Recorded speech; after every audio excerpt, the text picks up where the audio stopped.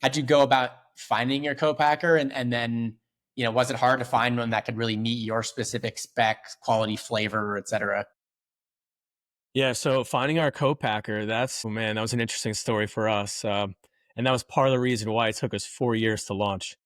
So our first co-packer that we worked with, they were based in Atlanta, Georgia. And oh man, that was a terrible experience. We actually flew down there and met with them, and, they had our formulas all drafted up, and, everything was ready to go. And we finally got the funding in order and kind of just ghosted us. But yeah, I'll keep that story short. It was really just a ghost. And we just went from there, and we were kind of just stuck in the dark really after they did that. And, we were looking for another co-packer to fill in their shoes, and that was a tough search. So, we just did a little bit of just research online, did a little bit of outreach through friends in our network.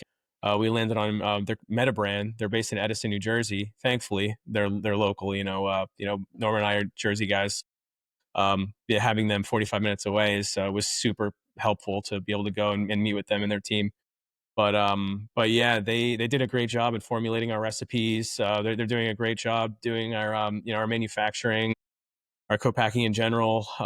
Everything from our packaging to, the bag and box concept of, and filling everything. Everything went great, and, we're on our second run right now with them, and, we couldn't be happier with finding them, and thankfully we did, because there's not many manufacturers out there that do bag and box.